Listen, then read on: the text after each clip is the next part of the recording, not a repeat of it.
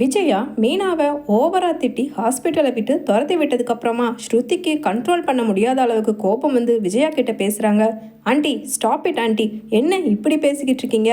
உங்களுக்கு கொஞ்சம் கூட ஒரு சென்ஸுங்கிறது கிடையவே கிடையாதா ஆண்டி அப்படின்னு சொல்லிட்டு திட்டுறாங்க அங்கே ஸ்ருதி விஜயாவை. உடனே பக்கத்தில் நிற்கிற ரவியும், ஸ்ருதி கொஞ்சம் அமைதியாயிரு, இப்போதைக்கு அம்மா பண்ணுறது தப்பாகவே இருந்தாலும் நம்ம அதை இப்போ கேட்கக்கூடாது, ஏன்னா அப்பாவோட ஹெல்த்து தான் இப்போ நமக்கு ஃபுல்லாக கான்சென்ட்ரேட் பண்ணணும் அப்படின்னு சொல்லிட்டு சொல்கிறாரு. உடனே ஸ்ருதி சொல்கிறாங்க, ரவி நீயும் என்ன ஸ்டூபிட் மாதிரி பேசிக்கிட்டு இருக்க உங்கள் மம்மி கூட சேர்ந்து? இங்கே பாரு, நான் டாக்டர்ஸ் கிட்ட போய் பேசிட்டு தான் வந்தேன் ரவி, அங்கிளுக்கு ஒன்றும் இல்லை, சீக்கிரமாக க்யூர் ஆயிருன்னு சொல்லியிருக்காங்க, தலையில் தான் லைட்டாக அடிபட்டிருக்கு, அதுக்கும் டேப்லெட்ஸ் மூலமாகவே க்யூர் பண்ணிக்கலாங்கிற மாதிரி தான் டாக்டர்ஸ் சஜஸ்ட் பண்ணியிருக்காங்க.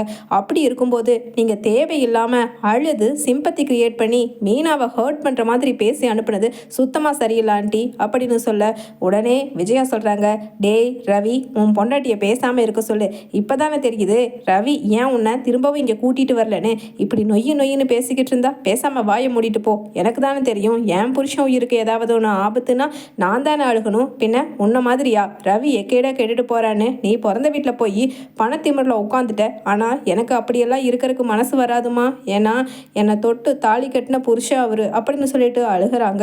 உடனே ஸ்ருதியோ, ஆண்டி உங்களுக்கு இப்படி ஒரு சுச்சுவேஷன்லையும் உங்கள் திமிரு குறையவே இல்லை ஆண்டி, நான் உங்களுக்கு இதை எப்படி ப்ரூவ் பண்ணுறதுங்கிறது எனக்கு தெரியும், ரவி ஒரு நிமிஷம் வர்றியா, வந்து கார் எடு அப்படின்னு சொல்ல, அங்கே முத்துவும் சோகமாக இருக்காரு. அப்போ ரவி போய் தோல் மேலே தட்டி, முத்தோ இல்லைடா இல்லை, நீ இப்போ ஃபீல் பண்ணுற அளவுக்கு ஒன்றும் பெருசாக நடந்துடலை, மீனா அண்ணியும் எதையும் புரிஞ்சிக்கக்கூடியவங்க தான், அம்மாவோட குணம் தெரியாதா அவங்களுக்கு அப்படின்னு சொல்லிட்டு சொல்ல, டே இல்லைடா அப்பா அப்படின்னு சொல்லிட்டு முத்து அழுகிறாரு. மனோஜ் நீங்கள் உங்கள் அம்மா கூடவே இங்கேயே இருங்க, ஹாஸ்பிட்டலில் அங்கிளுக்கு ஏதாவது சொன்னாங்கன்னா பாருங்கள், வெளியில் எங்களுக்கெல்லாம் ஒரு முக்கியமான வேலை இருக்குது அப்படின்னு சொல்லிட்டு, முத்து வாங்க முத்து போகலாம், போய் மீனாவை சமாதானப்படுத்துங்க அப்படின்னு சொல்லிட்டு ஸ்ருதி முத்துவை அழைச்சிட்டு போகிறாங்க. ரவி சொல்கிறாரு, ஸ்ருதி இப்போ எங்கே போக சொல்கிற, நீ என்ன கண்டுபிடிக்க முடியும்னு நினைக்கிற அப்படின்னு சொல்லிட்டு கேட்குறாரு. உடனே ஸ்ருதியும், ரவி நான் சொல்கிறேன் நீ முதல்ல ஸ்டேஷனுக்கு நேராக காரை விடு அப்படின்னு சொல்கிறாங்க. உடனே முத்துவும், ஆமாண்டா ரவி எதுக்கும் நம்ம ஒரு கேஸ் ஃபைல் பண்ணிடுவோம் அப்படின்னு சொல்ல நேராக ஸ்டேஷனுக்கு போகிறாங்க. அப்போ இன்ஸ்பெக்டர் சொல்கிறாங்க, ஆமாப்பா ஆமாம், எனக்கு காலையிலேயே கம்ப்ளைண்ட் வந்துச்சு அந்த ஏரியாவில் ஒரு ஆக்சிடென்ட்டுன்னு, ஆனால் அது சின்ன ஆக்சிடென்ட் மைனர் தான் சொல்லி எங்களோட ஸ்டேஷன் அளவுக்கு வரலன்னு சொல்லி நாங்கள் விட்டுட்டோம், என்னாச்சு உங்கள் அப்பாவுக்கு எப்படி இருக்குது அப்படின்னு அங்கே ஸ்டேஷன் இன்ஸ்பெக்டர் கேட்க, உடனே முத்து சொல்கிறாரு, என்ன சார் எப்படி இருக்குன்னு நீங்கள் எங்களை போய் கேட்குறீங்க, போய் முதல்ல அவனை கண்டுபிடிங்க சார், எங்கள் அப்பா பாட்டுக்கு அவர் ஃப்ரெண்டு கூட பேசிட்டு ரோட்டில் வந்துட்டு இருந்தார், இப்படி இடித்து தள்ளிட்டு அதுவும் வேணுன்னே பிளான் பண்ணி பண்ண மாதிரி இடிச்சாங்கன்னு சொல்லி கூட வந்த என்னோட பரசுராமன் மாமா சொன்னார் அப்படின்னு சொல்லிட்டு முத்து சொல்கிறாரு.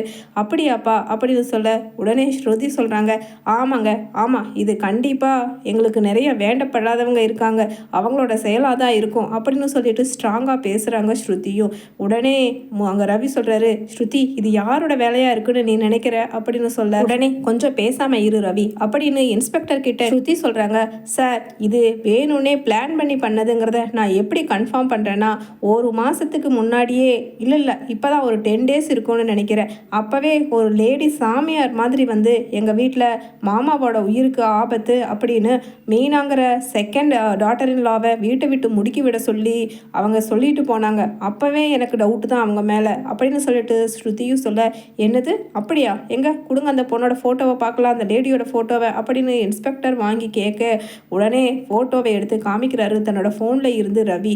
அந்த ஃபோட்டோவை பார்த்துட்டு ஷாக் ஆகிடுறாங்க, என்னம்மா இவளெல்லாமா நம்புவீங்க, இவ ஏற்கனவே கஞ்சா கேஸு அது இதுன்னு சொல்லி தேசம் நிறைய ஃப்ராடு வேலை பண்ணியிருக்கா, இவளை வீட்டுக்குள்ளே விட்டு இவ சாமியாரா, இவ சாமியார் மோகரக்கட்டையும் அவளும் அப்படின்னு சொல்லிட்டு இன்ஸ்பெக்டர் திட்டிக்கிட்டு இருக்காங்க. சார் இப்படி பேசுகிறீங்கல்ல சார், இவளை ஏற்கனவே வெளியில் விடாமல் நீங்கள் உள்ளே அரெஸ்ட் பண்ணி வச்சுருந்தா இப்படி எங்கள் ஃபேமிலியில் அவள் வந்து இப்போ மீனா எவ்வளவு வருத்தப்பட்டுருக்காங்க தெரியுமா, அது மட்டும் இல்லை சார், இது ஏற்கனவே பிளான் பண்ணி மாதிரி இருக்குதுன்னு சொல்லி நான் சொன்னேன்ல, இதில் நிறைய பேர் சந்தேகத்துக்கிடமாக இருக்கிறாங்க அப்படின்னு சொல்லிட்டு அங்கே சொல்கிறாங்க. யாருமா அப்படின்னு கேட்குறாரு.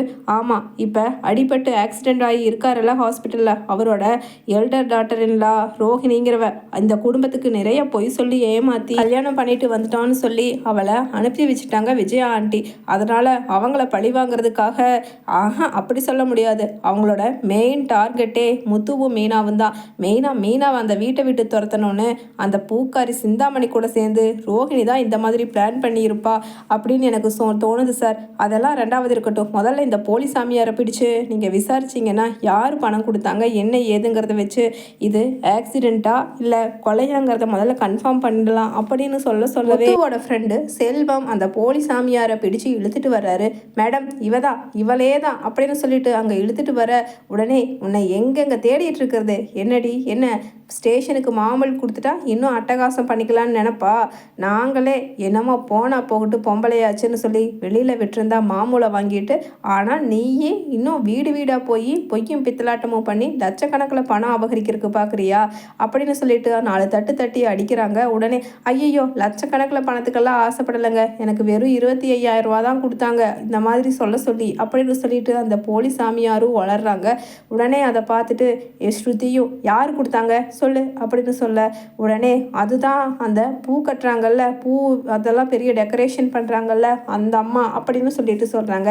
இதை பாரு இந்த அம்மாவா அப்படின்னு ஸ்ருதியும் தான் ஃபோனில் இருக்கிற சிந்தாமணியோட ஃபோட்டோவை எடுத்து காண்பிக்க, ஆமாம் இதே லேடி தான் எனக்கு பணம் கொடுத்தாங்க அப்படின்னு சொல்லிட்டு சொல்ல, கூடவே அந்த ரோஹிணி பாப்பாவும் தான் எனக்கு 5,000 ரூபாய் பணம் கொடுத்து நடுமருமக அந்த வீட்டுக்கு ஆகாதவ அவளை அடித்து துரத்துங்கன்னு சொல்ல சொன்னாங்க அப்படின்னு சொல்ல, பார்த்தீங்களா சார் இன்ஸ்பெக்டர் நான் சொன்னது கன்ஃபார்ம் ஆயிடுச்சு. இப்போ அந்த பூக்கடைக்காரி சிந்தாமணியையும் ரோஹிணியையும் கூப்பிட்டு விசாரிச்சிங்கன்னா என்ன உண்மை யார் ஆக்சிடெண்ட் பண்ணதுங்கிறது தெரியும் அப்படின்னு சொல்லிட்டு அங்கே ஸ்ருதியும் பேசிக்கிட்டு இருக்காங்க. உடனே லேடி கான்ஸ்டபிள் ஒரு 4-5 பேரை அனுப்பி சிந்தாமணியையும் ரோஹிணியையும் பிடிச்சிட்டு வர சொல்கிறாங்க. அவங்க 2 பேரும் ஐயையோ இவ இப்படி நம்மளை காலை வாரி விட்டுட்டாலே அப்படின்னு சொல்லிட்டு வர்றாங்க.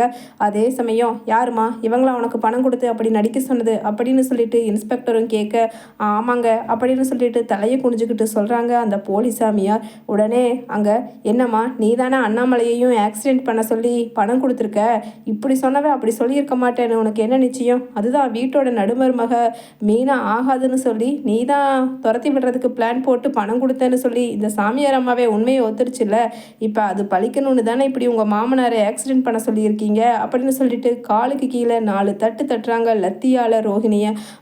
இல்லை சார் இல்லை இது சத்தியமாக பொய், நான் பணம் கொடுக்கவே இல்லை. என்ன சிந்தாமணி நீங்கள் ஏதாவது அப்படி பண்ணீங்களா அப்படின்னு சொல்லிட்டு ரோஹிணி கேட்க, உடனே சிந்தாமணியும் திருன்னு முடிச்சுட்டு, என்ன ரோஹிணி என்ன மாட்டி விடுறதுக்கு வேண்டி இப்படி ஒரு கேள்வி கேட்குற, எனக்கு என்ன தேவையா? நீ தானே அந்த வீட்டில் மீனா இருக்கக்கூடாதுன்னு சொல்லி இந்த அம்மாவை ஏற்பாடு பண்ணி அனுப்புனேன், இப்போ கடைசியில் என்னமோ ஏன் மேலே பழி போடுற அப்படின்னு சொல்லிட்டு சொல்கிறாங்க சிந்தாமணி. உடனே அவங்க 2 பேருமே மாற்றி பழி போட்டுக்க, உடனே நானும் சொல்லலை நீயும் சொல்லலை, அப்போ வேற யார் சொல்லியிருப்பா? இவளை பணம் கொடுத்து அனுப்புனது என்னமோ 2 பேரும் தான், ஆனால் ஆக்சிடெண்ட் பண்ண சொல்லி சத்தியமாக நாங்கள் கொடுக்கவே இல்லை சார் அப்படின்னு சொல்ல, உடனே கையெழுத்து போடுறதுக்காக தொப்பியை சரி பண்ணி வச்சுட்டு நேராக உள்ளே வராரு டிராஃபிக் போலீஸ் அருண். உடனே முத்து பக்கத்தில் நிற்கிறத பார்த்துட்டு தெனாவெட்டா சிரிச்சுக்கிட்டே, சார் நான் கையெழுத்து போடட்டுமா அப்படின்னு சொல்லிட்டு கேட்க, உடனே முத்துவுக்கு சந்தேகம் வந்து, சார் எனக்கு இவன் மேலே கூட டவுட் இருக்குது சார், இவங்க அம்மா ஆக்சிடெண்ட்டில் சாதாரணமாக தெரியாமல் அடிபட்டு இறந்ததுக்கு எங்கள் அப்பாவை பழி வாங்கிட்டான் சார் இவன் அப்படின்னு சொல்கிறார்.